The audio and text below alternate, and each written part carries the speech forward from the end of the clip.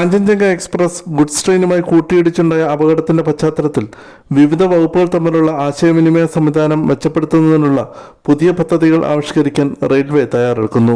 Loco pilot, station master, line clear ജോലി നിർവഹിക്കുന്ന മറ്റു ഉദ്യോഗസ്ഥർ എന്നിവർ തമ്മിലുള്ള ആശയവിനിമയം റെക്കോർഡ് ചെയ്യുന്നതിന് ആദ്യഘട്ടത്തിൽ നടപടി സ്വീകരിക്കും. ഇതിനായി സ്റ്റെബിലൈസർ കം കോൾ റെക്കോർഡറുകൾ സ്ഥാപിക്കുന്നതിനുള്ള നിർദ്ദേശം മുന്നോട്ട് വെച്ചതായി റെയിൽവേ വൃത്തങ്ങൾ അറിയിച്ചു. അപകടങ്ങൾ മാത്രമല്ല, മറ്റേതെങ്കിലും തകരാറുകൾ ഉണ്ടായാൽ സിസ്റ്റത്തിൽ റെക്കോർഡ് ചെയ്ത കോളുകൾ പരിശോധിക്കുന്നത് വേഗത്തിലുള്ള അന്വേഷണങ്ങൾക്കും അപകടത്തിന്റെ യഥാർത്ഥ കാരണങ്ങൾ കണ്ടെത്തുന്നതിനും സഹായകരമാകും. പ്രധാനപ്പെട്ട ജംഗ്ഷൻ സ്റ്റേഷനുകളിൽ മാത്രമാണ് സ്റ്റെബിലൈസർ കം കോൾ റെക്കോർഡറുകൾ സ്ഥാപിച്ചിട്ടുള്ളത്. ഓട്ടോമാറ്റിക് സിഗ്നലിംഗ് സംവിധാനം തകരാറിലായ ഭാഗങ്ങളിൽ ട്രെയിനുകൾ കടന്നു പോകുന്നതിനുള്ള പേപ്പർ ലൈൻ ക്ലിയർ ടിക്കറ്റുകൾ അഥവാ PLCT കൂടുതൽ ജാഗ്രതയോടെ നൽകുന്നതിനായി സ്റ്റേഷൻ മാസ്റ്റർമാർക്ക് നിർദ്ദേശം നൽകി.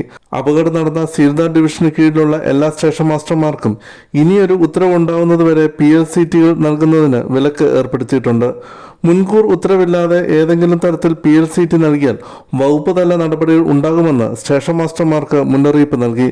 ഓട്ടോമാറ്റിക് സിഗ്നലിംഗ് സംവിധാനം തകരാറിലാകുന്ന ഭാഗങ്ങളിൽ ചുവന്ന സിഗ്നലുകൾ അവഗണിച്ച് മുന്നോട്ടു പോകാൻ ട്രെയിനിന് നൽകുന്ന പേപ്പർ അംഗീകാരമാണ് PLCT.